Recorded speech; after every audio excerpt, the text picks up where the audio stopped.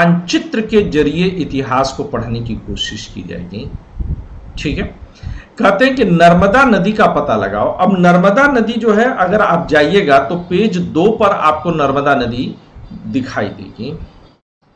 ठीक है, यह नर्मदा नदी अगर आप देखिएगा तो बड़ी विशिष्ट इसकी स्थिति है, और यह नर्मदा नदी ठीक जो है विंध्य की पहाड़ियों के नीचे है। विंध्य के पहाड़ियों को प्राचीन भारत में उत्तर भारत माना गया है, और विंध्य के नीचे के हिस्से को दक्षिण भारत माना गया है।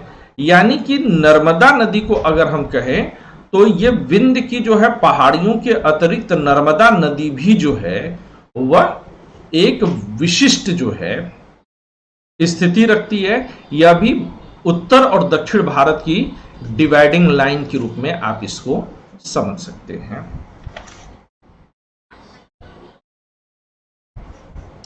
है ना सही बात? जी सर।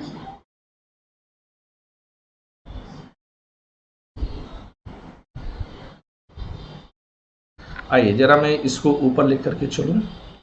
तो ये कहते कि लोग कहां रहे हैं, तो कह रहे हैं कि इसी नर्मदा नदी के तट के इर्द गिर्द। अब जो हम लोगों ने पहले भी इसको बहुत डिटेल में पढ़ा है, तो कई लाख वर्ष पहले से इस नदी के तट पर लोग रह रहे हैं। और अच्छा, अब इस तट के करीब रह रहे हैं तो कहां पर हो जाएगा? नर्मदा नदी के तट पर अगर बात करें तो नर्मदा नदी के तट पर आपका जो है मध्य प्रदेश, इधर आपका महाराष्ट्र, इधर आपका गुजरात। ये जो हम कह सकते हैं कि मुख्य जो है आज के स्टेट्स हो सकते हैं कि जो इसके इर्द गिर्द हैं। सही बात है ना? तो ये कहते हैं कि ये लोग कैसे थे, तो कह रहे हैं कि आरंभिक लोगों में से कुछ लोग जो है वह कुशल संग्राहक थे। यानी कि सभ्यता तभी शुरू हो सकती है जब आप में संग्रह करने की क्षमता हो। अच्छा, बौद्ध दर्शन, जैन दर्शन, योग दर्शन सब पढ़ा, तो वहां पर क्या एक सिद्धांत पालन करने के लिए लोग कहते हैं कि अपरिग्रह के सिद्धांत का पालन करिए। लेकिन मानवीय जीवन की कथा व्यथा जो इतिहास में आप पढ़ते हैं वो कहां से शुरू होती है? तो वो शुरू ही होती है आपकी इस जो है संग्रह करने की प्रवृत्ति से। और ये लोग संग्रह किन चीजों का कर रहे हैं? तो आसपास के जंगलों की विशाल संपदा से ये भोजन के लिए वे जड़, फल और जंगल के अन्य उत्पादों का संग्रह करते थे, और ये जानवरों का शिकार भी करते थे। यानी कि प्रारंभिक जो मानवीय जीवन रहा है वह नॉन वेजिटेरियन ही रहा होगा।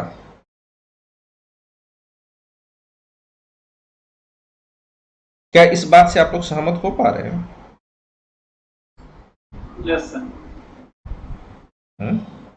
तो नॉनवेज खाने का एक और बहाना मैंने आप लोग को दिया। सही बात है, सर बनाने की जरूरत नहीं होती है, ऐसे ही खा लेते हैं। पैसे की जरूरत होती है उसके लिए।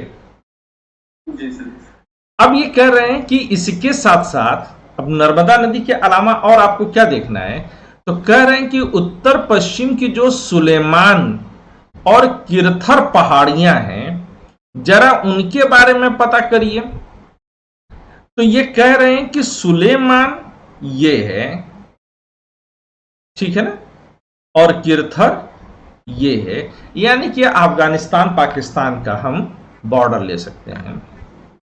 तो कह रहे हैं कि कुछ ऐसे स्थान हैं जहां आज से 8000 वर्ष पूर्व स्त्री पुरुषों ने सबसे पहले गेहूं और जौ जैसी फसलों को उपजाना शुरू किया था। यानी कि सबसे पहले कौन सी फसलें उपजाई गई हैं? सबसे पहले जो फसलें उपजाई गई हैं वह गेहूं और जौ की हैं। और भेड़, बकरी, गाय, बैल जैसे पशुओं को पालतू बनाना शुरू किया। यानी कि हम सिर्फ उनको खा ही नहीं रहे थे, अब उनको हमने पालना भी शुरू किया है।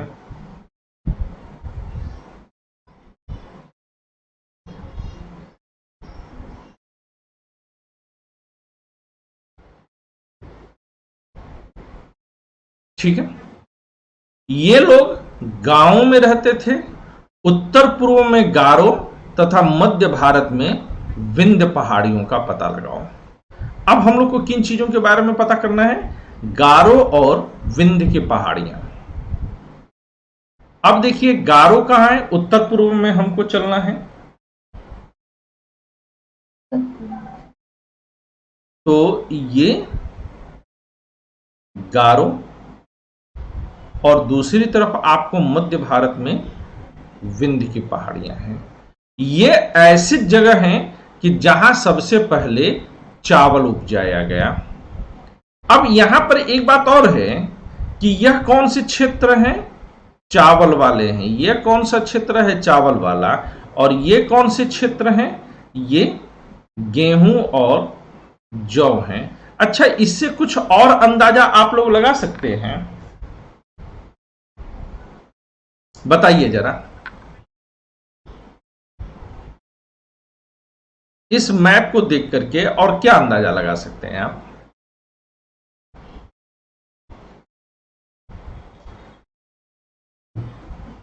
कोई भी बताए जो बताना चाहता हूं। जो सही सवाल का जवाब देगा उसे आईएएस मार्गदर्शक कोचिंग की तरफ से विम बार फ्री में दिया जाएगा, एक विम बार।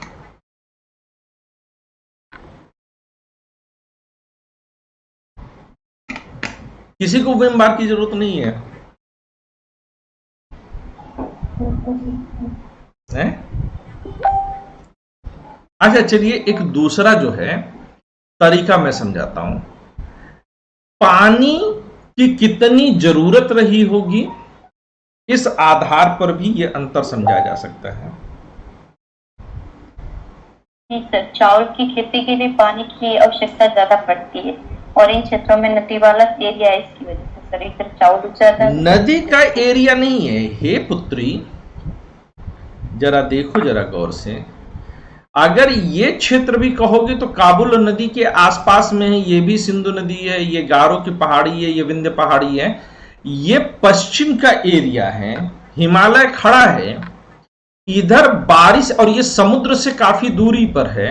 जबकि ये दोनों क्षेत्र, यहां पर भी अरब का सागर है, यहां बंगाल की खाड़ी है, तो आप देखेंगे कि यहां पर जो है समुद्र के करीब है, पहाड़ियां मौजूद हैं, नदियां मौजूद हैं, यानी कि यहां पर जो है काफी जो है पहाड़ियों में उनके लिए आवास, और पहाड़ियों में आवास बिल्कुल कट गया। आवास का गेहूं और चावल से कोई लेना देना नहीं है, लेकिन यहां पर बारिश की मात्रा कम हो जाएगी और यहां बारिश की मात्रा बढ़ जाएगी। यह आज की भी तारीख में होता है।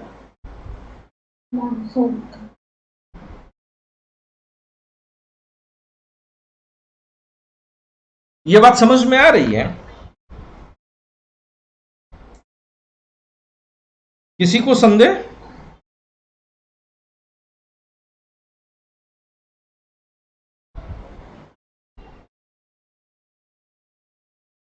नहीं?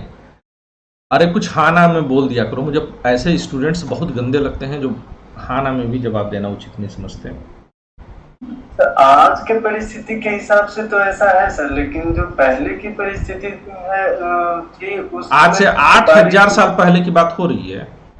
8000 साल पहले क्या परिवर्तन रहा होगा? उसमें सर ज्यादा बारिश तो पश्चिमी क्षेत्र में हुआ करती थी, जहाँ पे ऐसा क्यों? आज से 8000 साल पहले जी सर, सिंधु नदी के क्षेत्र में, पश्चिमी जो है अफगानिस्तान की तरफ, कहां पढ़ा है ये?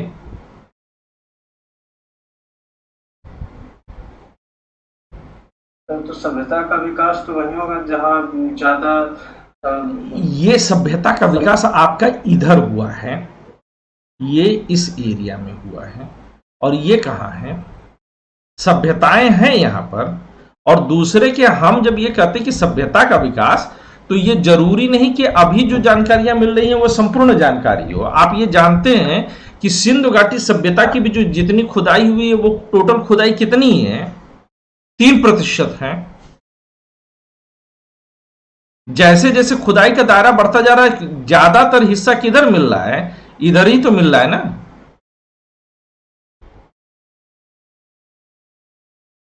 इसीलिए तो अभी से सिंधु नदी घाटी की सभ्यता के बजाय सरस्वती नदी घाटी की सभ्यता पर भी जो है कहने का जो है जोर दिया जा रहा है अब।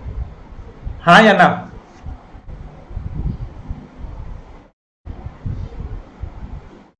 जी सर।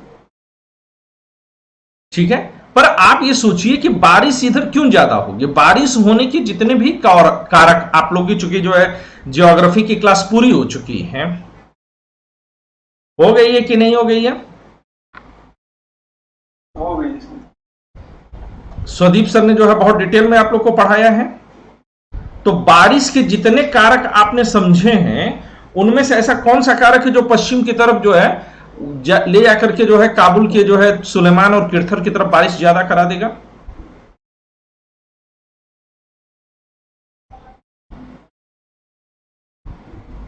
सुलेमान और किरथर में नहीं बोला सर, मैं वो इसी इलाके का बात। स्वदीप बोल रहे हैं। सूरज, हम तुम्हें गोली मार देंगे हमसे अगर फालतू की बात की तो। हमारा सवाल ही किन बिंदुओं पर टिका था? सुलेमान और किरथर में गेहूं और जौ, और दूसरा गारो और बिंद में चावल अधिक क्यों होता है? इससे और क्या अंदाजा लगाया जा सकता है? तो तुम और कहां के बारे में बात कर रहे हो हमसे, और कहीं और की कर रहे हो तो क्यों कर रहे हो हमसे? आउट ऑफ सिलेबस जाओगे?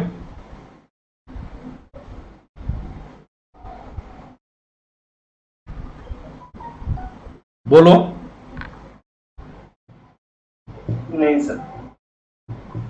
गलत तरीके से बात कर रहे हो।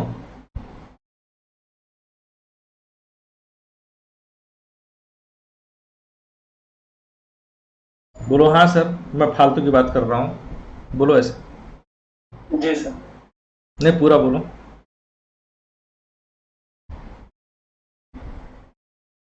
मैं पूरे नक्शे जब सर वो नक्शा बात कितनी दूर की गई थी सूरज? प्रश्न का मूल क्या था? तो बोलो सर, मैं फालतू की बात कर रहा था। सर मैं इंटरप्रेट ही किया था पूरे नक्शे को सर, इस वजह से वो। क्यों किया? सवाल कुछ रहेगा, तुम जवाब पूरा इंटरप्रेट करोगे। अभी भी नहीं मानोगे कि तुम फालतू? गलती हुआ था तो बोलो कि सर मैं फालतू की बात कर रहा था। सर मैं फालतू की बात कर रहा था। देखा, ये होता है बेटा ईगो।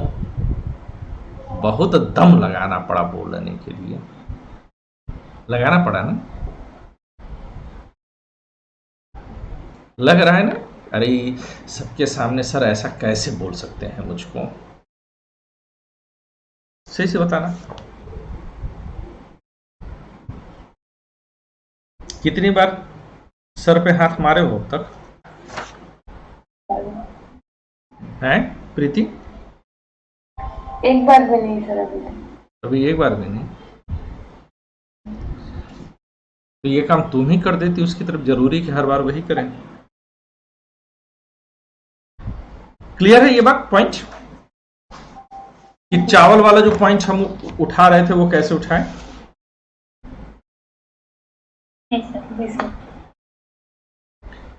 अब ये कहते हैं कि मानचित्र पर सिंधु नदी का जो है आप पता लगाइए, लेकिन यहीं पर जो है ये ब्रैकेट में आपसे एक बात और कहने की कोशिश कर रहे हैं कि दक्षिण एशिया आधुनिक भारत, पाकिस्तान, बांग्लादेश, नेपाल, भूटान, श्रीलंका और अफगानिस्तान, ईरान, चीन तथा म्यांमार आदि पड़ोसी देशों को दर्शाता है। ठीक है, तो ये कुछ खास बात नहीं कहा है। यहां पर आए, यहां पर ये कहता है कि इसकी सहायक नदियों का पता लगाइए। सहायक नदियां किन्हें कहते हैं? जो आगे चल करके जो है बड़ी नदी में मिल जाते हैं। लेकिन ये कहते हैं कि लगभग 4700 वर्ष पूर्व इन्हीं नदियों के किनारे कुछ आरंभिक नगर फले फूले। गंगा और इसकी सहायक नदियों के किनारे तथा समुद्र तटवर्ती इलाकों में नगरों का विकास लगभग 2500 वर्ष पूर्व हुआ। यह बड़ा इंपॉर्टेंट एक फैक्ट है कि जो शुरुआती मानवीय सभ्यता आपको देखने को मिलती है वो कहां पर देखने को मिलती है? सहायक नदियों के इर्द गिर्द मिलती है। अब ये बहुत छोटा सा एक फैक्ट है, लेकिन देखिए एग्जाम में कितनी भारी गड़बड़ी करवा सकता था।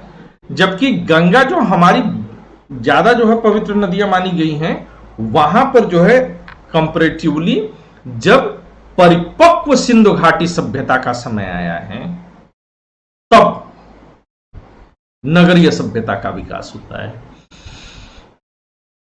ठीक है, बाद में इसी गंगा के किनारे आपका मगध और जो है बाकी साम्राज्य जो है विकसित हुए हैं, मैं उसके बारे में नहीं जानता हूं। अब जरा जो है पेज नंबर 4 पर आ जाइएगा। पेज नंबर 4 पर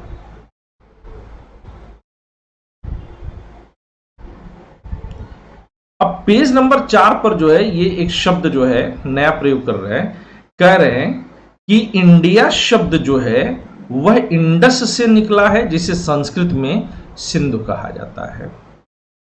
हालांकि मैं इस बात से सहमत नहीं हूं, लेकिन यूपीएससी अभी यही मानेगा। लगभग 2500 वर्ष पूर्व ईरान और यूनानियों ने सिंध को हिंदोस अथवा इंदोस कहा और इस नदी के पूर्व भाग में रहने वाले लोगों को इंडिया कहा है। इसके जो है लिखित साक्ष्य मौजूद हैं और यहीं पर भारत नाम पड़ने के पीछे कारण भरत नाम का जो है कबीला था और यह चूंकि काफी ताकतवर बना, सर्वाधिक ताकतवर कब की जो है बात कही जा रही है, तो ये कह रहे हैं कि दशराज्य युद्ध के समय में, जो वैदिक काल है, तो रहने वाले लोगों को एक समूह के लिए कहा। इस समूह का उल्लेख संस्कृत के आरंभिक कृति ऋग्वेद में मिलता है। बाद में इसी भारत का प्रयोग देश के लिए किया गया। तो लगभग 3500 वर्ष पुराने जो ऋग्वेद का जो है काल माना गया है।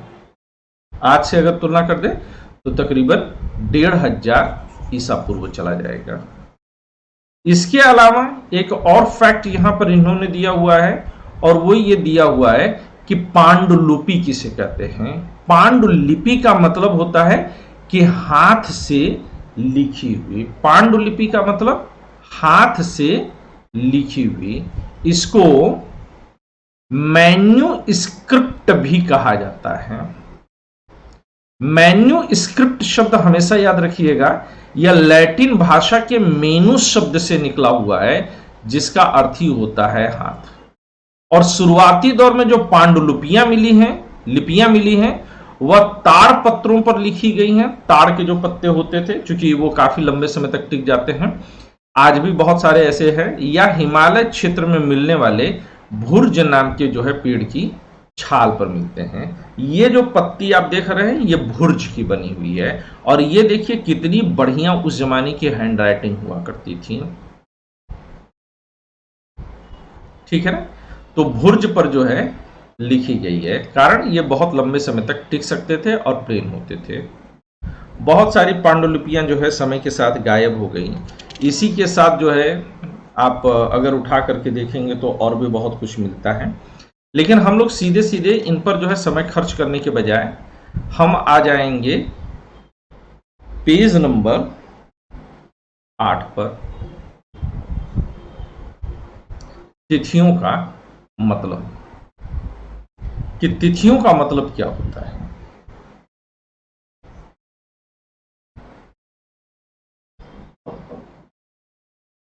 यहां पर अंग्रेजी में बीसी और एडी शब्द का प्रयोग होता है। तो बीसी और एडी का मतलब क्या होता है? बीसी कहने का मतलब होता है, आप लोग अक्सर सुनते होंगे ना, लोग आपस में बीसी बीसी करके बात करते होंगे, करते हैं कि नहीं करते हैं?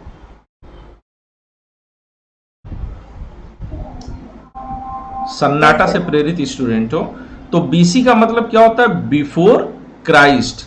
और एडी का मतलब क्या होता है? एनोडोमिनी। क्या होता है? एनोडोमिनी। ये शब्द दोनों अभी रट जाइएगा आप लोग। हालांकि आप में से ज्यादातर लोगों को पता तो होता है, लेकिन ये आप लोगों को अक्सर रह रह करके भूल जाता है। ऐसा होता है कि आप लोगों के साथ? जी सर। हाँ जी, होता है सर। तो एक बार इसको जो है तुरंत जो है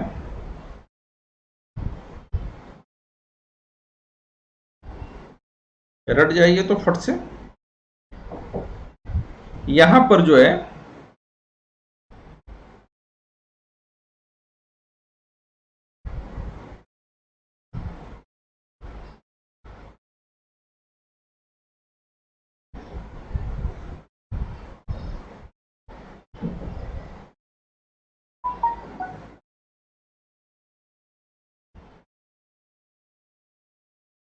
अब ये शब्द का अर्थ क्या है कि ईसा मसीह के जन्म से पूर्व का जो समय है उसे बीसी के रूप में कहा गया है, और ईसा मसीह के जन्म के बाद का जो समय है उसे एनो डोमिनी शब्द कहा गया है, यानी कि इसी साल इनका जन्म हुआ है। और अब कभी कभी अगर आप उठाइएगा तो एडी की जगह आपको सीई शब्द भी मिलेगा। सीई शब्द का मतलब होता है common era. CE is equal to common era. और आपको बीसी की जगह बीसीई शब्द मिलेगा।